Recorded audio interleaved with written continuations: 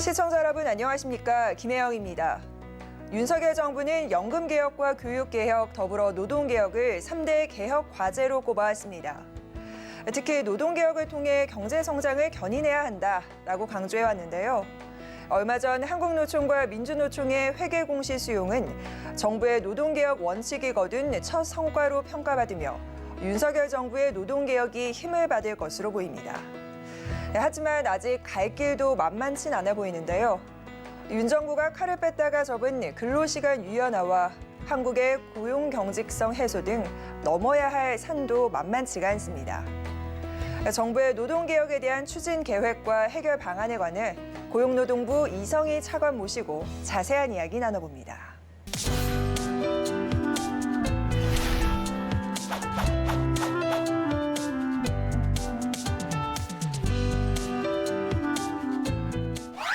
네, 오늘은 이성희 고용노동부 차관님과 함께합니다. 어서 오십시오. 안녕하세요. 네, 반갑습니다. 자, 지금 고용노동부가요, 3대 개혁 과제 중에 하나로 노동개혁을 추진하고 있습니다. 굉장히 중요한 부분인데 우선 노동개혁이 왜 필요하다라고 보시는지 그리고 또 지금 어떤 방향으로 좀 추진하고 계시는지 궁금해요. 네, 노동개혁은 한마디로 말씀드리면 우리나라가 선진국이 되기 위한 필수 조건이라고 생각을 하고 있습니다.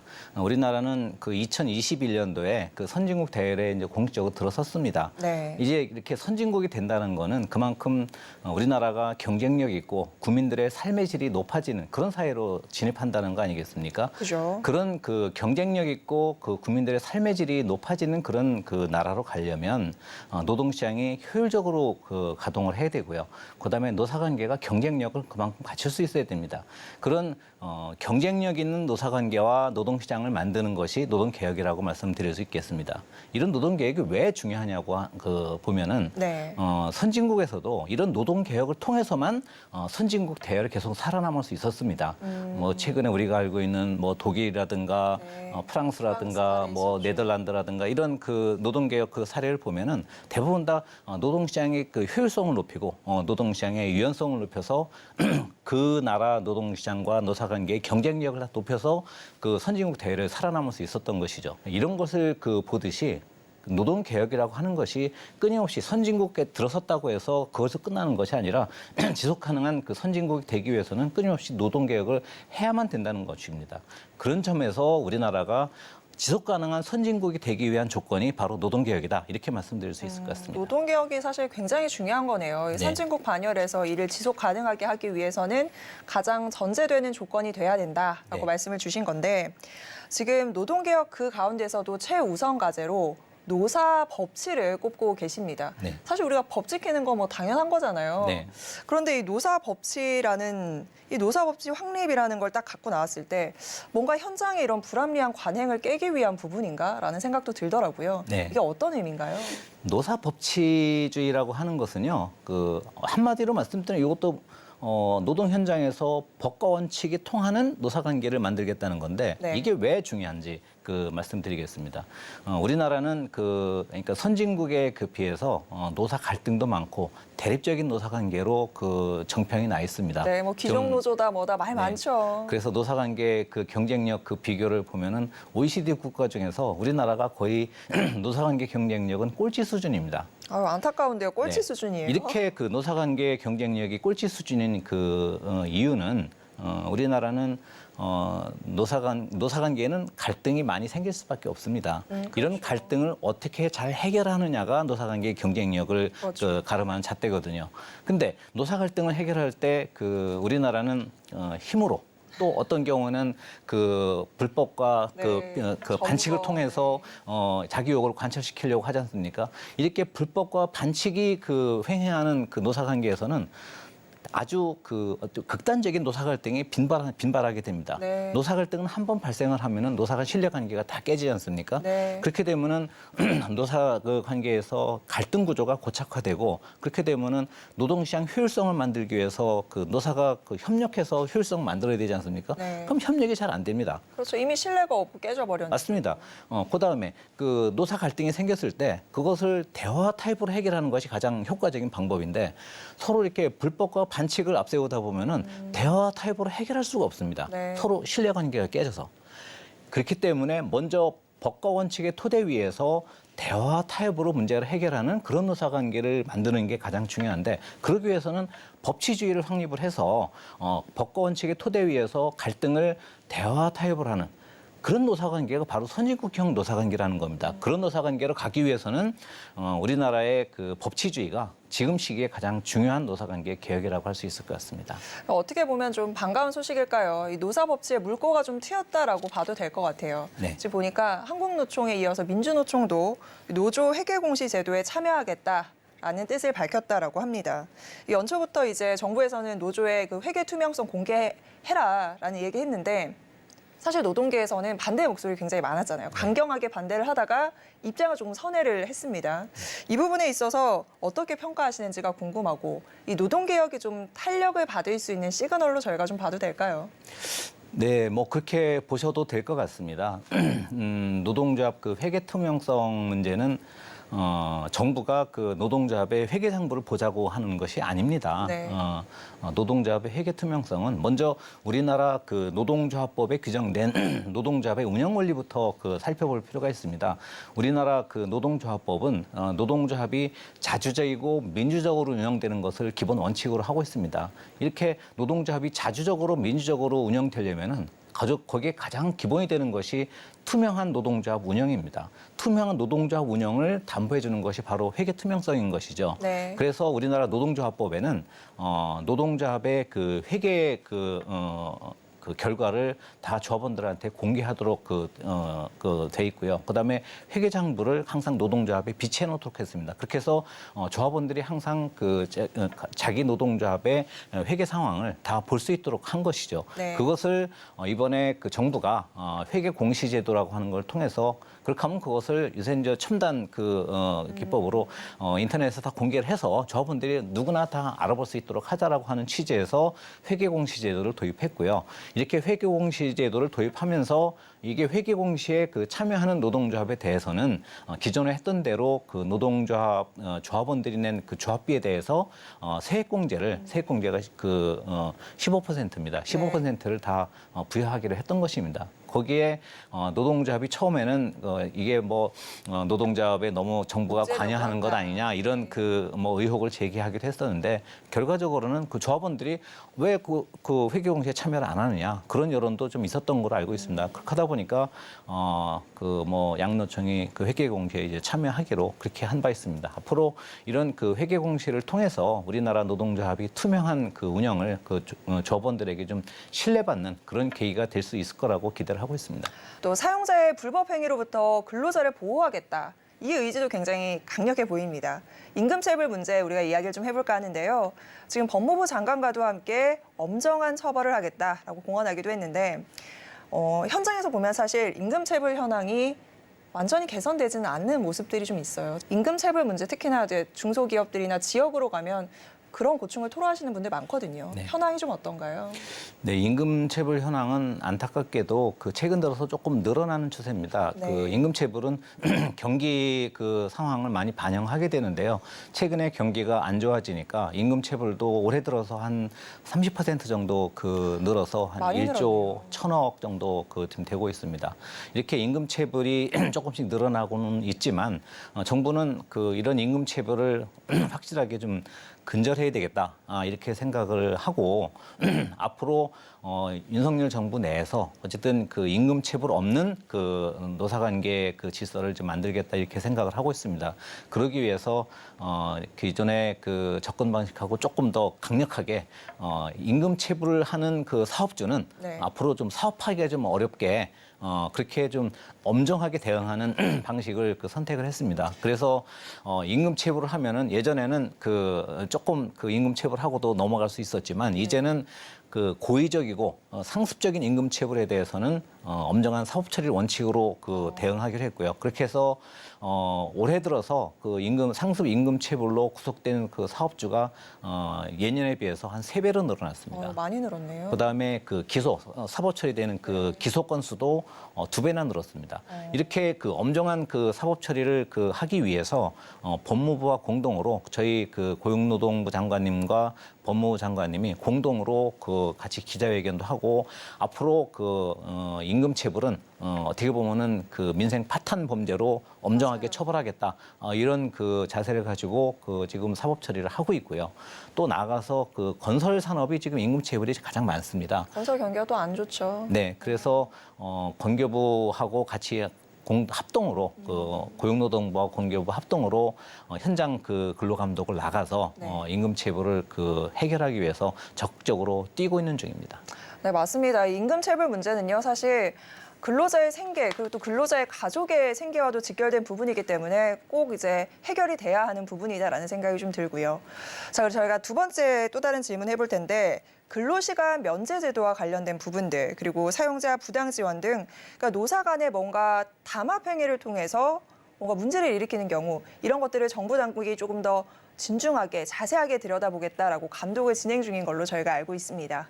자, 지난 9월에 발표한 실태조사 결과가 또 궁금한 상황인데 결과에 따라서 이 부분은 또 어떻게 해결해 나가실 생각이신지도 궁금해요. 네, 요 부분도 우리나라 그 근로시간 면제 제도에 대해서 조금 더 말씀을 드릴 필요가 있을 것 같습니다. 네, 이 부분이 어떤 내용인지 잘 예, 모르시는 우리나라 분들이 그 노동조합법에는 아까 노동조합은 그 자주적이고 민주적인 운영 원칙을 갖고 있다고 말씀드렸지 않습니까? 이런 자주적이고 민주적인 그 운영을 위해서 사용자가 노동조합에 대해서 경비 원조를 하거나 그런 그 어떻게 보면 금품을 지원하는 네. 행위를 금지하고 있습니다. 부당 노동 행위로. 그러니까 노동조합에 대한 지배 개입의 우려가 있다라고 해서 금지하고 있는데 네. 우리나라는 또 한편으로는 그 노동조합 그 전임자에 대해서 사용자가 그 임금을 지급해 주는 그런 관행이 있었습니다. 그래서 그거를 경계선을 좀 분명히 하기 위해서 2010년도에 네. 유급 노동조합 그 전임자 임금 그러니까 숫자를 네.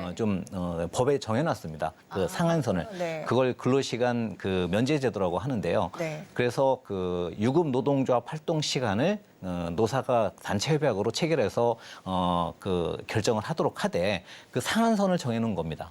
그다음에 면제자 수도 상한선을 정해놓고요. 네. 이렇게 해서 경비 원조를 할 수 있도록은 하되 어느 정도 그 범위 내에서만 그 경비 원조를 해라. 이렇게 그 제도를 운영하고 있는데 2010년도에 이 제도가 도입되고 그 뒤에 이제 최근에 이제 우리 윤석열 정부가 들어서서 이걸 현장에서 잘 지켜지고 있는지 한번 실태 조사를 해봤습니다. 네. 그랬더니 그 조합원 1,000명 이상 되는 그 사업장에 네. 그 노동조합의 근로시간 면제 제도와 사용자의 그 노동조합에 대한 경비 원조 현황을 한번 실태 조사를 해보니까 네. 불법적인 그 소지가 있는 그 사업장이 한 10%가 넘게 나타나는 것으로 그 조사가 됐습니다. 네. 그래서 저희 그 고용노동부가 좀 불법으로 있을 것으로 의심되는 그런 사업장을 실태 조사를 그 토대로 해서 네. 직접 그 근로감독을 실시했습니다. 네. 근로감독을 실시해서 그 지금 그 근로감독 그 결과가 지금 취합 중에 있는데요. 네. 지금까지 그 조사된 그 바로는 실태 조사에서 그 조사됐던 것만큼 또 조금 더 그보다 많게 불법적인 그 경비 원조나 그 근로시간 면제 제도 그 사례가 좀 있는 것으로 확인이 되고 있습니다. 예를 들면 좀 어떤 사례가 있을까요? 저희가 체감할 수 있는 사례가 있을까요? 예, 예를 들어서 이런 거죠. 그러니까 근로시간 면제자 수가 제일 중요한데요. 그러니까 유급으로 그 몇 명이 임금을 되느냐. 지급하느냐. 네. 근로시간 면제자 수가 아까 그 법에 상한선이 네, 정해져 상한이 있다고 있다고 하셨지 않습니까? 그 상한선보다 그 몇 배나 더 많은 근로자의 시간 면제자 수로 운영을 하거나 그래서 급여를 근로시간 면제 시간 수도 그 상한선보다 더 많이 그 이용을 하거나 위법 그 사례에 대해서는 저희들이 그 근로감독에서 확인이 되는 대로 시정 조치를 해나갈 계획입니다. 그런 시정 조치를 해나가는데 일차적으로 우선적으로 해야 될 게 공공부문부터 우선적으로 이걸 지켜야 되겠다. 공공부문 그 노동조합에서도 그 공공노동조합과 사용자 같이 이거는 그 시정 조치를 받아야 되는데요. 네. 그런 사례가 나타난 것에 대해서 먼저 공공부문은 올해 연말까지 확실하게 시정 조치를 완료하도록 그렇게 감독을 해나갈 계획입니다. 그럼 이제 공공이 지나고 나서 추후에 내년부터는 민간 쪽으로도 조금 더 확대해가지고 이제 진행을 하게 되시는 부분이 이거는 그 근로시간 면제 제도는 이걸 어길 경우에는 그 불법이기 때문에 이거는 그 시정 법적 조치를 처벌이 되는 건가요? 이게? 네, 근로시간 면제 제도를 위반했을 경우에는 사업주가 일차적으로 처벌을 받을 수 있습니다. 그렇기 때문에 이런 그 불법 그 사항에 대해서는 그 앞으로도 철저한 그 근로 감독을 거쳐서 위법 사실이 확인되면은 시정 조치를 해나갈 계획입니다. 고용노동부가 참 많은 일 하고 있네요. 챙겨봐야 할 부분들이 참 많은데 근로시간 제도 개편 방안 이야기 좀 해볼 텐데 지금 윤석열 정부 정권 들어오면서 근로시간 제도 개편 방안 바꾸겠다, 보완하겠다 이런 작업들이 하나하나 진행이 되고 있습니다. 그러니까 어떤 부분을 어떻게 바꾸려고 하는 건지 국민들이 체감을 잘 못하시는 분들도 있단 말이에요. 그러니까 더 좋은 방향으로 하겠다라는 건 알겠는데 어떤 개편을 지금 논의하고 있는 건가요? 네, 그 지난 3월에 근로시간 제도 개편 방안을 저희들이 발표한 적이 있었는데요. 네. 이 근로시간 제도 개편 방안의 기본 그 취지는 근로시간을 좀 유연하게 운영을 해서 그러니까 사업주도 그 좀 자기들 그 생산 일정이나 서비스 일정에 맞게 근로시간을 운영할 수 있고 근로자들도 그 근로자들의 그 편의에 따라서 좀 근로시간을 유연하게 선택할 수 있는 선택권을 좀 더 그 강화를 하는 근로시간 그 제도를 만들어 보자. 그런 취지에서 현재 그 근로시간은 그 법정 근로시간은 40시간이고요. 그다음에 초과 근로를 그 일주일에 12시간까지 할 수 있습니다. 그러니까 이걸 주 52시간 상한제라고 하는데 네. 이 주 52시간 상한제를 그 일주일 단위로는 52시간을 그대로 유지를 하되 네. 좀 그 주 상한제를 산정하는 그 산정 기간을 뭐 2주나 또는 한 달로 또는 뭐 분기별로 이렇게 그 나눠서 여기 통합해서 일시적으로는 그 52시간보다 한 주일에 더 많이 하고 그렇게 52시간 많이 한 주에만큼 그 기간 산정 기간 내에 다른 주에서는 52시간보다 적게 일을 해서 평균적으로 52시간 범위 내에 항상 그 일을 할 수 있도록 그렇게 좀 유연하게 운영하는 그 제도를 만들어 보자는 그 취지로 지난 3월 달에 그 근로시간 그 제도 개편 방안을 한번 발표한 적이 있었습니다. 이게 그런 건가요? 우리가 왜 뭐 성수기가 있고 비수기가 있고 이런 얘기 그렇죠. 하잖아요. 네. 일할 때도. 네. 그러니까 일이 많이 몰리는 시점이 있잖아요. 회사마다. 네. 네. 그럴 때는 조금 더 유연하게 시간을 늘려서 하고 맞습니다. 없을 때는 조금 쉬되 평균에서는 지키자. 뭐 이런 얘기인 거죠. 네, 그렇습니다. 그렇게 해서 그 성수기 때는 좀 더 일을 많이 할 수 있도록 해주고 비수기 때는 그만큼 더 일을 더 적게 해서 그러니까 평균적으로는 주 52시간 상한선을 지키되 좀 근로시간을 이렇게 유연하게 하면서 그 사용자도 그 더 어떻게 보면은 경제활동을 좀 활발하게 할 수 있고 근로자들도 그 자기들 그 편한 그 방식으로 근로시간 선택권을 행사할 수 있도록 그렇게 하자는 거였는데 지난 그 6월부터 그 저희 그 고용노동부에서는 근로시간 제도 개편 방안을 이제 좀 그러니까 앞으로 어떻게 보완할 것인지를 놓고 국민과 노사 당사자들의 그 직접 의견을 한번 물어보자. 그래서 설문조사를 그 실시했습니다. 좋네요. 예, 설문조사를 그냥 간단하게 한 건 아니고요. 그 대면 면접조사를 그 실시를 해서 진짜 그 근로자와 사용자들이 근로시간 그 제도 개편을 어떻게 하기를 바라는지 지금 어떻게 운영하고 있고 앞으로 어떻게 하기를 바라는지를 설문조사를 실시해서 이것도 지금 설문조사가 그 마무리돼서 지금 분석 중에 있습니다. 뭐 11월 초에 나온다는 얘기가 있던데 맞나요? 네, 뭐 11월 초 정도가 될 것 같습니다. 저희들이 지금 예상컨대는 이런 그 설문조사를 해서 그 전문적인 그 설문조사 기관에서 설문조사를 했고요. 그것을 분석하는 그 전문적인 연구자들이 지금 분석을 하고 있습니다. 그것을 토대로 국민들과 노사가 그 바라는 근로시간 그 제도 개편 방향을 저희들이 그 제시해 드릴 예정이고요. 그런 근로시간 그 제도 개편 방향에 대해서 네. 노사정 그 사회적 대화를 통해서 좀 노사가 수용 가능한 합리적인 대안을 만들어 나가려고 합니다. 근데 저희가 지난 3월에 발표했던 그 근로시간 제도 개편 관련된 이야기 조금 더 나눠보면 당시에 이제 포괄임금이 조금 오남용되는 사례들이 좀 나타났다라는 네. 소식을 저도 뭐 뉴스를 통해서 접했습니다만은 일단은 포괄임금제 뭐가 문제인지 그리고 포괄임금제가 뭔지 아직 헷갈려하시는 분들도 좀 있을 텐데 네. 그 부분부터 좀 설명해 주세요. 예, 포괄임금제라고 하는 게 조금 그 개념적으로 좀 어려운데요. 쉽게 말씀드리면 이런 겁니다. 근로시간을 그 정확하게 산정하기 어려운 그 일을 하시는 분들이 많이 있습니다. 그런 경우에 근로시간을 정확하게 그 언제부터 일을 해서 언제까지 일을 하는지를 정확하게 산정하기 어려운, 확인하기 어려운 경우에는 그렇게 하면은 법정 근로시간이 하루에 8시간인데 8시간보다 더 일을 더 많이 할 수도 있지 않습니까? 그렇죠. 그런 경우에 그 근로시간 정확하게 산정하기 어려우니 초과 근로시간을 아예 고정적으로 정해놓는 겁니다. 그 노사가 이건 합의를 해야 되겠죠. 네. 노사가 합의해서 포괄 그러니까 초과 그 근로 시간을 포괄적으로 정해놓고 그 포괄적으로 정해놓은 근로 시간에 맞게 임금을 지급하는 방식입니다. 네. 요거는 그러니까 근로 시간을 직접 정확하게 산정하기 어려운 분야에서만 법적으로 허용되고 있었습니다. 그러니까 이거는 법에 허용되는 게 아니라 대법원 판례에 의해서 허용되고 있는 그 제도였습니다. 네. 이게 이제 한 70년대에 이런 대법원 판례가 나왔는데요. 그 이후에 이런 포괄임금제가 많이 확산됐습니다. 왜냐하면은 근로시간이나 임금을 유연하게 운영하기 좀 편하지 않습니까? 그렇죠. 그래서 근로시간을 좀 유연하게 운영하는 그 제도 중에 하나로 이런 포괄임금제가 운영이 됐었는데 문제는 이게 자꾸 오남용되는 겁니다. 네. 왜냐하면은 근로시간을 다 산정할 수 있는 데서도 이런 포괄임금제를 이용하는 거예요. 네. 그렇게 되면은 근로시간을 산정할 수 있는데도 이런 포괄임금제를 운영하다 보면은 어떤 문제가 발생하냐면은 그러니까 실제 일한 거보다 더 근로시간이 적게 그러니까 정해놔서 네. 실제 일한 거보다 적은 임금을 받는 그런 경우가 발생할 수 있습니다. 공짜 노동이다, 막 이런 얘기가 계속 그렇죠. 나오는 예, 거죠. 공짜 노동이 되는 거죠. 또 어떤 경우는 주 52시간 상한제가 있지 않습니까? 네. 주 52시간보다 더 일을 많이 하는 경우도 생깁니다. 그렇게 되면 법 위반이 되지 않습니까? 네.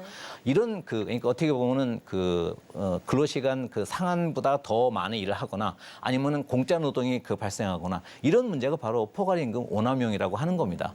더 일을 했는데도 공짜 노동을 한 거로 그러니까 임금을 적게 받는다면 그건 임금 체불이 되지 않습니까? 그렇죠. 그래서 포괄임금 오남용에 대항하는 방법으로는 포괄임금 그 자체를 없애는 것보다 네. 이런 임금 체불을 포괄임금제를 운영하면서 결국은 임금 체불하는 그런 경우를 없애는 것. 임금 체불로 이걸 어떻게 보면은 악용할 수 법으로 있죠. 악용할 수 없도록 하는 것. 그다음에 근로시간 상한선을 넘게 일을 하는 경우는 근로시간 법 위반으로 규제하는 이런 방법으로 접근하는 것이 가장 효과적일 수 있습니다. 그래서 저희 고용노동부에서는 네. 포괄임금 오남용 신고센터를 지금 설치해 놓고 있고요. 이 신고센터에서 지금 접수되는 사건들 대부분 임금 체불을 하거나 아니면은 근로시간 한도를 위반한 경우입니다. 네. 그럼 거기에 맞춰서 저희들이 근로 감독을 나가서 이런 포괄임금 오남용을 하지 않도록 시정 조치를 지금 해나가고 있습니다. 근로자분들이 누구나 이제 문을 두드리면 가능한 곳인가요, 그 센터는? 네, 그렇습니다. 편안하게 저희 가셔서? 고용노동부 홈페이지에 보면은 포괄임금 오남용 신고센터가 있습니다. 거기에 네. 신고하면 됩니다. 시청자분들이 이런 거 좀 많이 아셨으면 좋겠어요. 활용을 좀 하셔야 될 것 같고. 그리고 또 우리나라 노동 시장에서 이중구조 문제가 심각하다라는 이야기 참 많이 합니다. 세계 여러 나라 가운데서도 우리나라가 좀 심각하다라고 하는데 이중구조라는 게 뭐 어떤 건가요? 이게 뭐 대중소기업, 아니 뭐 젠더 문제, 지역 문제 이렇게 확 와닿지는 않더라고요, 사실. 네, 우리나라 노동시장 이중구조는 원청, 하청? 쉽게 말씀드리면 대기업 정규직은 고용도 안정돼 있고 굉장히 고임금이고 대부분 다 사회보험에 가입돼 있습니다. 그러니까 사회안전망의 보호를 받고 있는 거죠. 네. 그 반면에 중소기업이라든가 비정규직 근로자들은 고용도 불안하죠. 네. 임금도 낮죠. 네. 그다음에 사회안전망 보호도 못 받고 있습니다. 이걸 이제 통계적으로 우리가 살펴보면 대기업 정규직 대비 중소기업 비정규직 근로자들은 한 40% 정도밖에 임금을 못 받습니다. 그다음에 훨씬 낫네요. 고용도 비정규직 근로자들은 평균 근속 연수가 2년 정도밖에 안 됩니다. 거기에 비해서 대기업 정규직들은 대부분 한 10년 가까이 됩니다. 네. 그러니까 이렇게 고용 한쪽에서는 고임금과 고용 안정의 어떻게 보면 보호 장벽을 누리고 있고 네. 또한 중소기업 비정규직 근로자들은 고용 불안과 저임금에 시달리는 네. 이런 구조가 구조가 됐다라고 하는 것은 그러니까 이런 격차가 존재한다는 것 그 자체가 문제는 아닐 수도 있습니다. 그러니까 중소기업 비정규직 근로자들이 계속 대기업 정규직으로 상향 이동을 할 수 있으면은 그렇게 하면 그게 이중 구조가 아닌 거죠. 네, 그렇게 안 그냥 되잖아요. 격차만 존재하는 건데 우리나라는 이런 그러니까 상향 이동이 길이 점점 더 좁아지고 있습니다. 네. 이런 우리나라의 노동시장 이중 구조는 OECD 선진국하고 비교를 해봐도 굉장히 이중 구조가 굉장히 격차가 너무 크고 그다음에 노동시장 그러니까 상향 이동의 기회가 네. 상대적으로 굉장히 좁습니다. 네. 그냥 중소기업과 그 대기업 간의 임금 격차만 그 비교를 해보면 우리나라가 그 300인 이하 그 중소기업과 300인 그 이상 그 대기업을 비교를 해보면 한 1.86배 정도 임금 차이가 나거든요. 네. 근데 그 OECD 선진국들 보면은 대부분 다 한 1.4배, 1.5배 이 정도 수준입니다. 그만큼 우리나라가 임금 격차도 크고, 그다음에 고용 안정성 격차도 굉장히 크고요. 그다음에 사회 전망 그 격차는 더 큽니다. 그러니까 대기업 정규직들은 한 98%가 사회 전망에 다 가입돼 있어요. 근데 그 중소기업 그 비정규직들은 한 40%에서 많아야 60% 요것밖에 안 됩니다. 네. 그러다 보니까 이런 그 이중 구조 격차를 해소해야 될 그 어떻게 보면 과제가 우리나라 훨씬 더 강한 겁니다. 이런 그 이중 구조를 그 개선하기 위해서는 한 가지 방법만으로 이중 구조를 개선하기는 어렵고요. OECD 선진국에서도 이 노동시장 이중 구조 문제는 다 똑같이 그러니까 어떻게 보면 국가적인 그 국정 과제로 그 제기를 하고 있습니다. 네. 이런 그 이중 구조를 그 해결하기 위해서 크게 그 두 가지 그 방법을 그 많이 쓰고 있는데요. 하나는 그 말 그대로 이중 구조 격차를 좀 줄이기 위해서 어떻게 할 것이냐. 그거는 대기업 그 정규직과 그 중소기업 비정규직 간의 그 격차를 그 줄이려면은 중소기업 비정규직 그 근로자들의 임금 수준은 좀 올리고 네. 대기업 그 정규직들은 임금을 좀 그 안정적으로 유지하고 이렇게 해서 네. 격차를 줄이는 방법이 있지 않겠습니까? 그러기 위해서 원하청 간의 상생을 통해서 네.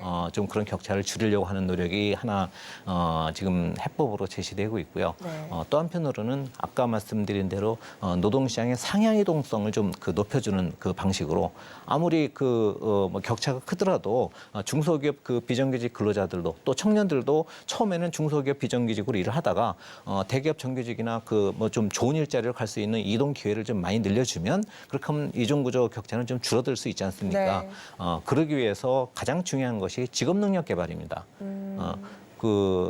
특히 이제 청년들이나 그 중소기업 비정규직 근로자들이 그 직업 능력 개발을 통해서 좀 더 그 좋은 일자리로 이동할 수 있는 그러니까 능력을 키워주는 거죠. 네. 그렇게 함으로써 노동시장 그러니까 상향 이동 기회를 좀 늘려나가는 그렇게 해서 이중 구조를 완화하는 것이 두 번째 방법이고. 고착화된 만큼 다각도에서 접근을 해서 이게 해결을 해야 하는 그런 문제군요. 네. 자, 그리고요, 이번에는 산업 재해와 관련된 이야기 조금 해볼까 합니다. 고용노동부 국정과제 1번, 1순위가 바로 이 산업재해 예방이라고 하는데요. 안전한 일터와 근로자 생명 보호에 굉장히 많은 관심을 기울이고 있습니다. 우리 일터의 안전 수준이 세계적으로 비교해도 조금 낮은 수준이다라는 안타까운 이야기가 참 많고요. 중대재해와 관련된 이야기들이 여전히 뉴스에서 많이 나오고 있는 상황입니다. 자, 이렇게 우리가 안전 수준이 조금 낮은 원인이라고 할까요? 무엇이라고 좀 봐야 될까요? 일차적으로 그 안전 수준이 낮은 것보다 왜 산업 안전이 중요한지부터 말씀드려야 될 것 같습니다. 네. 저는 그 일하다가 다치거나 죽는 것이 가장 그 억울한 일이라고 생각합니다. 얼마나 가슴 아픈 일입니까? 네. 일하다가 사망하시는 분들이 1년에도 매년 800명 이상의 그 근로자들이 일하다가 사망을 하고 있습니다. 저는 이런 그 산재 사망 없는 사회를 만드는 것이 우리 정부의 좀 숙제라고 생각을 합니다. 네. 현재 수준을 보면은 안타깝게도 우리나라의 그 산재 사고율은 굉장히 높은 편입니다. 산재 그 사망 만인율만 비교를 해보면 근로자 1만 명당 그 산재 사망 사고가 몇 건이나 나오는지를 그 사망 만인율로 비교를 하는데요. 네. 우리나라가 0.43 퍼밀리아드라고 나오고 있습니다. 그러니까 어느 정도 수준인가요? 이게 그 OECD 평균이 0.29니까요. 거의 뭐 배네요. 한 7, 80% 평균보다 높은 수준입니다. 이거는 그러니까 독일이라든가 그러니까 뭐 영국, 그다음에 네. 일본 이런 어떻게 보면 산업안전 선진국의 비교를 해보면 이런 독일이나 일본, 영국 이런 나라들의 한 70년대에서 90년대 수준. 그 정도밖에 안 된다는 겁니다. 네. 우리나라가 선진국에 아까 됐다라고 말씀드렸지만 네.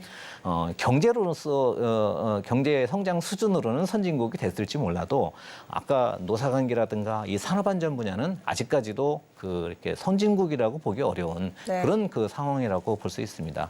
이런 어떻게 보면은 산재 후진국에서 이제는 산업안전도 선진국 대열로 가야 된다. 가야죠. 네, 그렇게 저희들은 생각을 하고 그러기 위해서 정부에서는 산업 안전을 좀 선진국 수준으로 가기 위해서 중대재해 예방 로드맵을 지금 준비를 발표를 했고 네. 이런 중대재해를 줄이기 위해서 열심히 노력하고 있는 중입니다.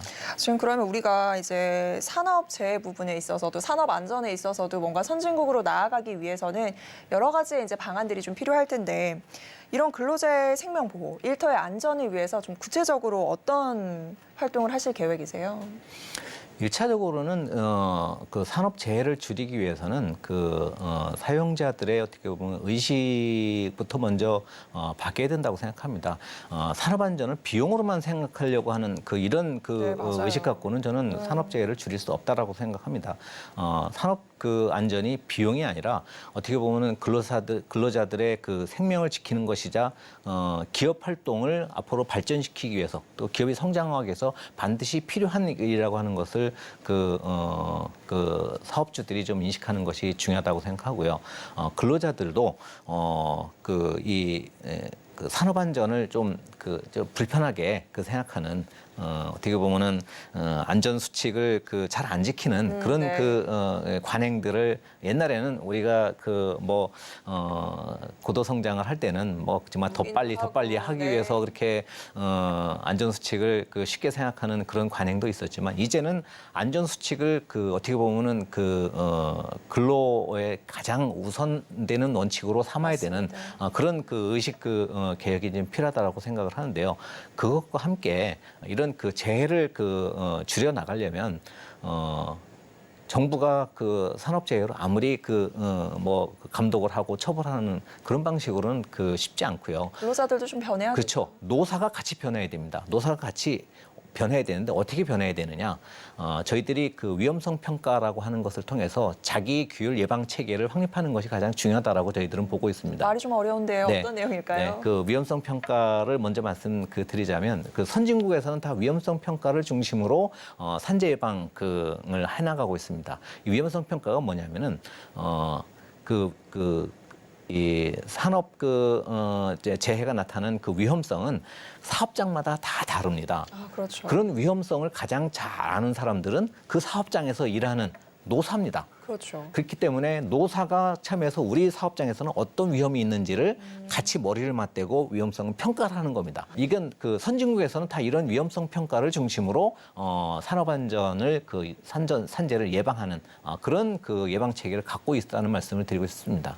그래서 우리나라도 이런 위험성 평가를 2013년도에 도입을 했습니다. 네. 근데 2013년도에 위험성 평가를 도입하기로 했는데 2019년에 얼마나 위험성 평가를 실제로 실시하고 있는지를 한번 조사를 해보니까 그게 중요하죠. 네, 한 35%밖에 위험성 평가를 안 하고 있는 거예요. 그래서 이번에 윤석열 정부가 들어서서 정말 안전한 일터를 만들자라고 생각을 해서 이런 위험성 평가 중심의 자기 규율 예방 체계를 이번에 정말 확립을 해보자. 그래서 저희들이 지원도 하고 컨설팅도 하고 그다음에 감독도 해나가고 있는 중입니다. 지금 위험성 평가 얘기해 주시니까 딱 떠오른 사업장에 사실 저는 건설업 현장 많이 생각나요. 산업재해 얘기가 들리면 꼭 나오는 것이 사망 사건 사고가 건설 현장에서 많이 일어나더라고요. 이게 특성이 조금 있을 텐데 이런 중대재해만의 특징들도 좀 있을 것 같거든요. 네, 우리나라의 산재 사망 사고의 한 절반은 건설업종에서 일어나고 있습니다. 그렇게 본다면 우리나라에서 중대재해를 줄이기 위해서는 건설업종에서 우선적으로 중대재해를 줄이는 게 가장 중요하다고 말씀드릴 수 있는데요. 네. 건설업종은 중대재해가 나타날 수 있는 환경이 이미 조성돼 있기 때문입니다. 건설업종은 발주처가 있고요. 네. 그다음에 원청 건설사가 있고요. 그다음에 하청 건설사가 있지 않습니까? 네. 그러니까 이 사업 주체가 다 나눠져 있습니다. 네. 그러다 보니까 이런 어떤 작업들을 괜히 표준화하기 어렵고 그다음 안전 기준도 굉장히 그 표준화해서 운영하기 어려운 그런 조건을 갖고 있습니다. 그러다 보니까 그 산재 사망 사고가 가장 그 많이 그 발생하고 있는 현실이죠. 그렇기 때문에 이런 그 건설 사업장에서는 중대 재해를 좀 줄이기 위해서 저희들은 대기업은 대기업에 맞게 중소건설사는 중소건설사에 맞는 해법을 지금 그 찾아 나가려고 하고 있습니다. 대형 건설사는 아까 말씀드린 대로 그 위험성 평가를 기반으로 자기 규율 예방 체계를 그 노사가 스스로 그 하도록 그렇게 그 적극적으로 그 지원을 해나가고 네. 중소 건설사 같은 경우는 그런 그러니까 어떻게 보면은 열악하죠. 위험성 평가를 그 할 수 있는 전문적인 능력이 좀 부족하지 않습니까? 그런 걸 감안해서 그런 위험성 평가라든가 산재 예방 그 체계를 그 지원하는 재해 예방 기관들이 있습니다. 네. 재해 예방 기관들이 그런 그 중소 건설사를 그 어떤 재해 예방을 컨설팅해주고 뭐 이런. 컨설팅하고 지원하도록 그렇게 그 해서 그 위험성 평가를 기준으로 재해를 좀 줄이는 그런 그 접근 방식을 택하고 있고요. 또 한편으로는 건설업종에 대해서는 중대 재해가 반복해서 발생하는 그 사업장에 대해서는 저희들이 특별 근로 감독을 적극적으로 활용하고 있습니다. 그래서 그 어떤 그러니까 대형 그 건설사에서 그 뭐 중대 재해가 그 반복해서 발생한다고 그 보면은 네. 그 대형 건설사의 그 모든 사업장에 몇십 개 되는 그 모든 사업장의 근로 감독을 일시에 그 실시해서 그런 그 재해 요인이 다른 데는 없는지 그렇게 그 감독하고 그 예방해 나가는 그런 접근 방법을 그 취하고 있습니다. 자, 그리고 지금 대한민국 보면요. 저출산 고령화 시대로 이미 진입을 했습니다. 생산 가능 인구 감소가 진행이 되고 있는 상황인데요. 이 때문에 노동력의 효율적인 활용이 그 어느 때보다 중요한 시점입니다. 이 생산 가능 인구가 줄어들고 있다는 거 사실 노동 시장에 미치는 굉장히 큰 영향력이 있을 텐데요. 그래서 이 시점에서 우리가 고용 정책의 변화도 좀 필요하지 않을까라는 생각이 들어요. 네, 그 우리나라는 2021년부터 어떻게 보면 생산 가능 인구가 감소하기 시작했습니다. 이건 뭐 저출산 그 고령화 사회로 접어들면서 어떻게 보면은 불가피하게 나타나는 현상일 수도 있는데 이렇게 그 생산 가능 인구가 그 줄어들면서 어떻게 보면 우리나라의 그 고용 정책도 이제는 그 이 변화를 해야 되는 그러니까 노동력 그 공급 부족을 그 고민해야만 되는 그런 그 시대로 접어들고 있습니다. 네. 이렇게 이제 생산 가능 인구가 줄어드는 그 시대에는 가장 중요한 게 지금 노동시장에 참여하고 있지 않은 그 잠재 노동력을 노동시장에 참여하도록 하는 것이 일차적인 과제가 돼야 됩니다. 네. 그렇게 되면은 지금 노동시장에 참여하고 있지 않은 잠재 노동력은 주로 청년, 여성, 그다음에 고령층 네. 인구입니다. 이런 그 청년과 지금 노동시장에 참여하고 있지 않은 청년이라든가 여성이라든가 그 고령층을 노동시장에 어떻게 참여하도록 할 것인가 그것이 그 핵심적인 이 과제가 될 것 같고요. 네. 이런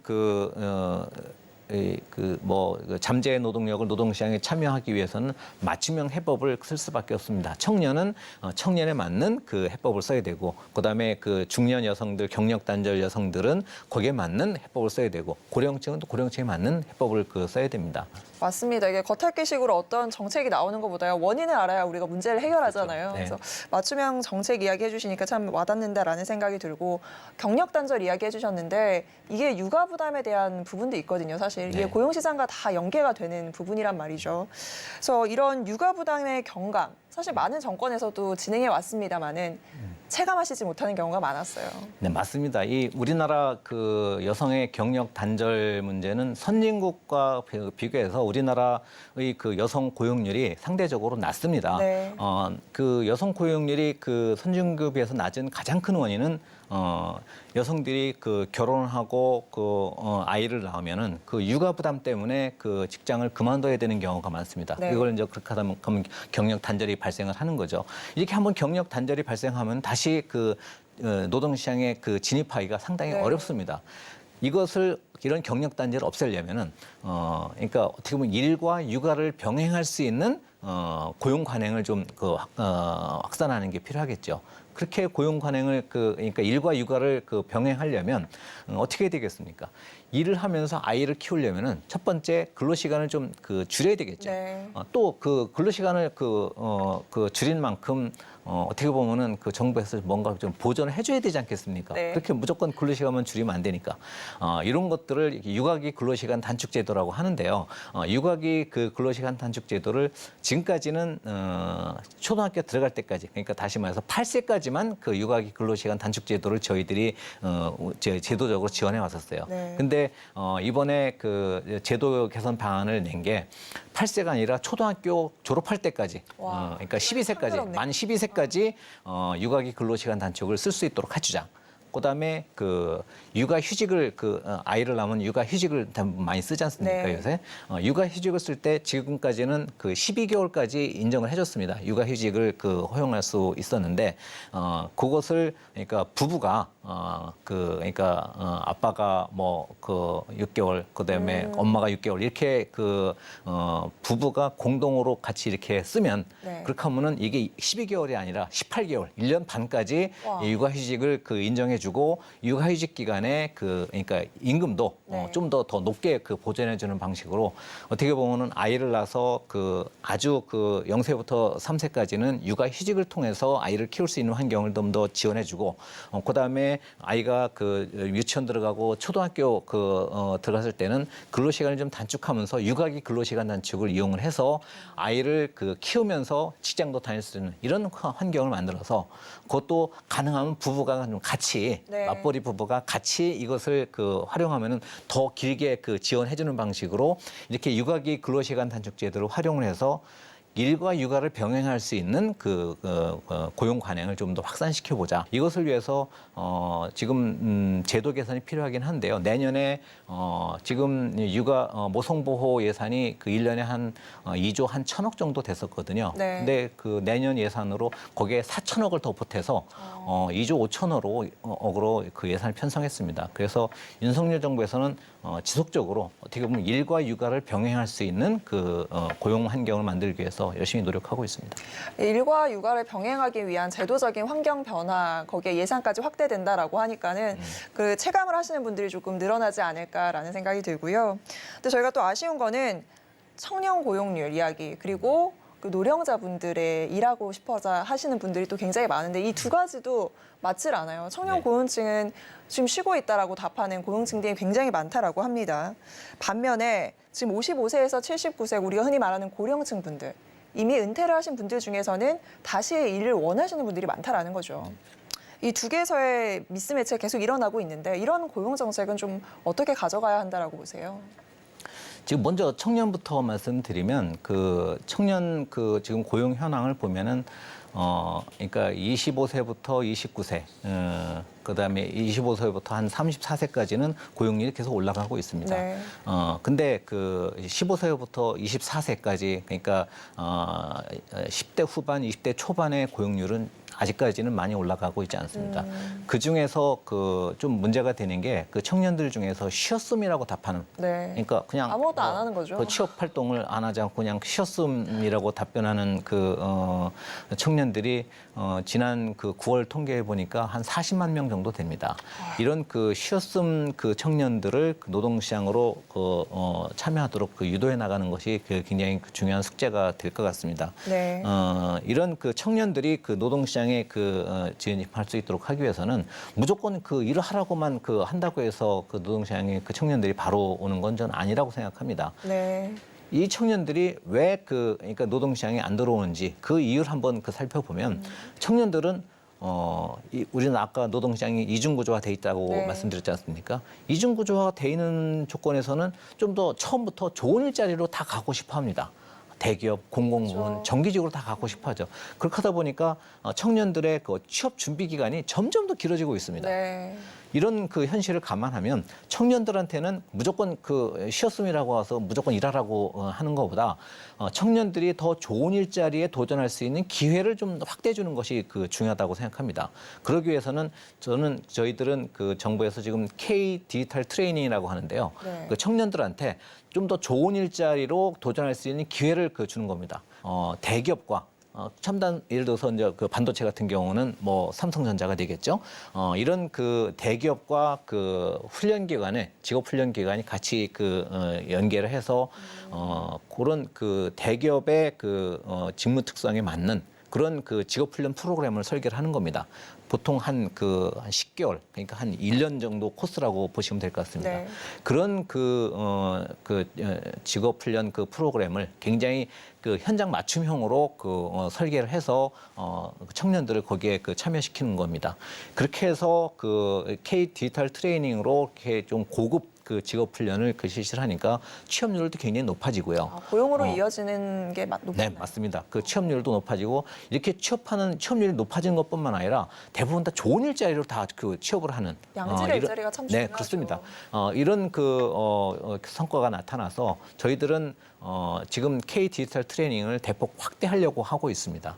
그렇게 해서 청년들에게 더 좋은 일자리에 도전할 기회를 좀 늘려주고 또 한편으로는 대학 재학 때부터 대학 재학생 초기 학년부터 네. 1, 2학년부터 자기 진로를 좀 자꾸 찾아나갈 수 있도록 진로 탐색을 하도록 하고 지도를 해나가고 또 한편으로는 청년들이 노동시장에 쉽게 진입할 수 있도록 요새는 처음 대학을 졸업하고 일자리 경험이 없는 사람을 채용을 잘 안 하지 않습니까? 네.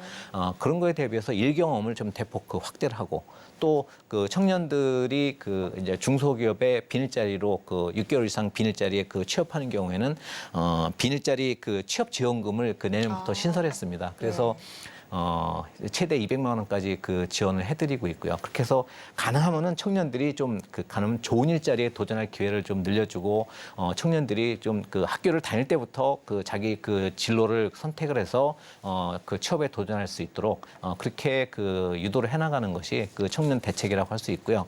100세 시대, 120시대 이러면서 고령자분들도 다시 일을 하고자 하시는 분들 상당히 많거든요. 네. 이분들을 또 활용하는 방안은 없을까요?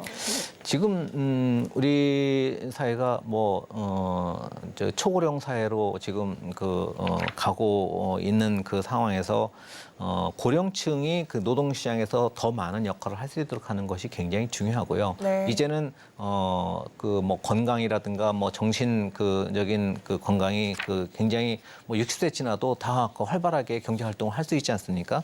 그렇기 때문에 이런 고령층에 대해서 재고용을 하거나 아니면 계속 일을 할 수 있도록 하는 환경을 만드는데 지금 집중을 하고 있습니다. 그래서 재고용을 촉진하기 위해서 정년을 연장하거나 폐지해서 더 고용을 좀 계속 고용을 할 때는 장려금도 적극적으로 좀 확대를 해나가고 있고요. 그다음에 고령층의 생애 경력 설계 상담도 계속 확대를 해나가고 있고요.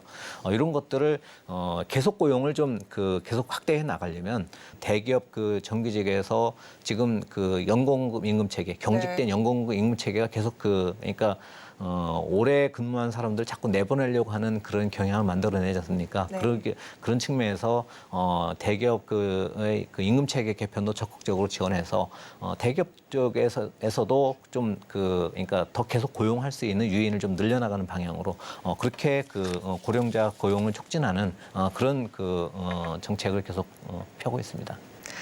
네, 아쉽습니다. 벌써 보내드려야 할 시간이 왔어요. 고용과 관련된 이야기, 우리네에게 노동시장과 관련된 이야기들 오늘 하나하나 너무 잘 풀어주셨는데 끝으로 고용노동부 차관으로서 바라시는 부분이 있다면 어떤 이야기를 좀 전해주실 수 있을까요? 네, 저는 우리나라 아까 말씀드린 대로 노동시장이 좀 효율적으로 작동하고 노사관계가 좀 경쟁력이 좀 강화될 수 있도록 하는 것이 제 역할이라고 생각을 하고 있습니다. 그것을 통칭해서 노동개혁이라고 말씀을 드리고 싶고요. 이런 경쟁력 있는 노사관계, 경쟁력 있는 노동시장을 만들기 위해서 윤석열 정부의 노동개혁을 충실히 완수하는 것이 제 과제라고 생각을 하고 있습니다. 그러기 위해서 윤석열 정부는 노사법치주의를 확립하고 노사법치주의 토대 위에서 법과 원칙이 통하면서 대화와 타협이 활성화되는 그런 노사관계를 만드는 게 제 꿈이고요. 또 한편으로는 효율적인 노동시장을 만들면서 더 일자리를 많이 창출할 수 있는 노동시장 개혁을 하기 위해서 노동시장 이중구조를 개혁하고 한편으로 노동시장이 좀 유연화하면서 더 많은 일자리를 창출할 수 있는 그런 노동시장 개혁을 하는 것이 제 숙제라고 생각하고 있습니다. 열심히 하도록 하겠습니다. 네, 노사법칙 포인트 위에서요.